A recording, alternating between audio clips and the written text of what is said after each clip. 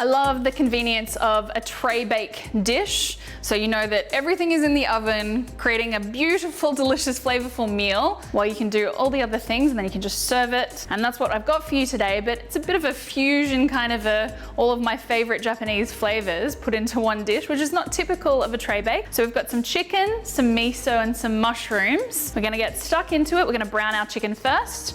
So we've got a pan heating up nicely. Something that can go on the stovetop and be transferred into the oven is ideal. So we'll just put a little bit of extra virgin olive oil in the bottom there. Then we're going to brown our chicken skin side down, and then it's going to, yeah, a nice bit of sizzle there for us. I'm just gonna use that first piece to distribute the oil. So I've just got some chicken thigh fillets. You could, if you wanted to, use thighs or legs or lovely legs or whatever you can get your hands on. The skin adds another layer of fat and flavor. If you're going to be using bones, just increase the cooking time in the oven and sort of cut them into probably 2 mouthful sizes so that you can easily grab a scoop of this at the end and get a bit of everything. So while our chicken is caramelizing, I'm going to dice up and crush just loosely some garlic. So I'm just gonna bash that slightly. As we know, it's all going into the oven. These ones don't have to be perfectly diced, but we do want to be able to distribute it fairly evenly throughout our pan. All right, so we've got our garlic ready there. We've got some ginger, finely sliced. Nice little bit of texture in our ginger so that you can get some of those because it'll soften and collapse. And then I'm gonna cut my chili in half. Happy to have the seeds in there. These are fairly mild chilies anyway, so just a little bit of warmth throughout our dish. So our chicken's cooking away. We've got a beautiful selection of Asian mushrooms here. So for our bigger ones, I actually want to give them a bit of a hand. I'm gonna stir fry them slightly. So I want to cut them in half or quarters. I don't mind that shape, so I think we'll keep those like that. So for our bigger mushrooms, we definitely want to pull them apart slightly. We've got these beautiful oyster mushrooms. They tear really easily. So we're sort of gonna get them a similar size to our king browns there. Again, these ones we can sort of tear from the gills inside out. So we'll pop these ones aside because we're going to give them a little bit of a head start in the pan. Similar to the enokis, we're going to put some clumps into our, actually, all of these ones those are great. So we can pop those straight into our tray. Got these beautiful shimijis, so I'm gonna take off some of those larger ones, pop them into our dish, put these ones aside for garnish. You can sort of break up these gorgeous mushies. These ones are even more robust, so they can take a little bit of cooking. So I think I might break up all of these because they will lend themselves really well to the cooking. Some in half, some in thirds. Want to be able to recognize them. And our beautiful black fungus, we'll put them on right at the end. So I'm going to remove our chicken now. As I said, it's getting a second cook, so a nice little bit of gentle caramelization on there is perfect. Now, because we've got all of that flavor in the bottom of our pan now, we're going to use that to create the rest of our flavor base, and it saves on washing up. All right, so using our leftover chicken fat in there, we're going to put in all of our ginger, all of our garlic and chili.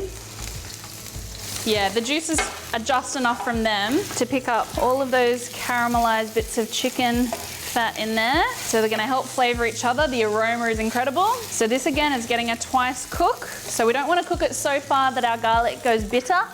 So just enough. Always have a tea towel on hand when you know that you're cooking stovetop into oven because everything gets hot.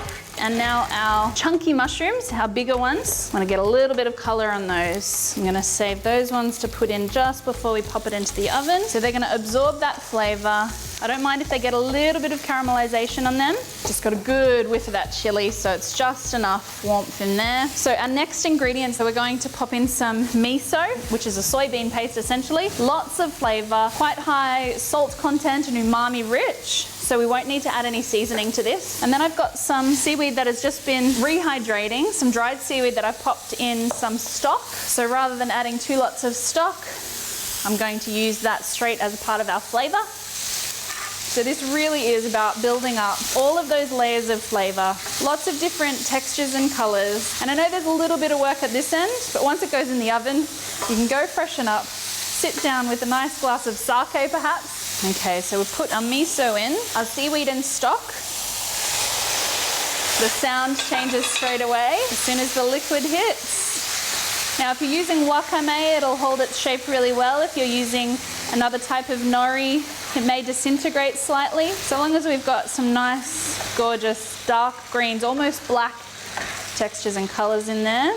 So I'm gonna pop in our coconut cream so you can really start to see the disintegration of our seaweed. So it's actually becoming quite green. If you used a wakame or a more robust seaweed, it will hold its shape, but use whatever you can get your hands on. Okay, we'll pop in a little bit more stock. We wanna cover these mushrooms and then we're gonna rest all of our chicken on top. If you can, put the skin side face up so that those bits that are exposed to the oven heat get even more crunchy and crispy.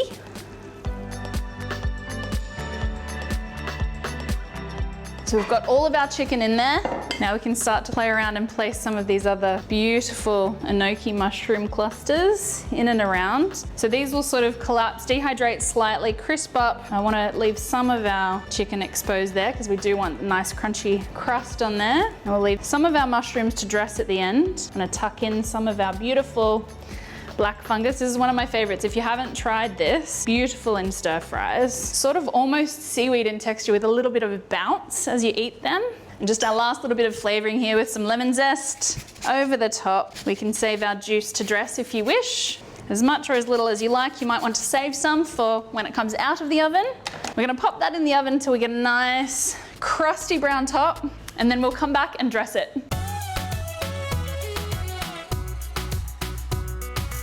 I am very excited. Most of our liquid has evaporated. We've got a nice crunchy chicken sort of crackling on the top there. So, and everything is sort of sunken down and become really moist and sort of this one beautiful piece there. So we want to garnish it with, we're gonna double up with some of those ingredients. So we've got some more of those enoki mushrooms scattered. So we can see the caramelized roasty toasty ones. And now we've got beautiful white ones there. A sprinkling of nori as well. So you don't have to use it just as is traditional for sushi rolls or anything else like that. So we want to scatter some more of these mushrooms over there. And a little bit more zest of our lemon, as I said, and then we'll juice some of it, which will just sort of brighten and lighten it back up. Just a nice little hit of acidity there, because it's all become very caramelized and the coconut creaminess in there. A little bit of coriander, another green sort of hit in there. And we'll serve it with some rice.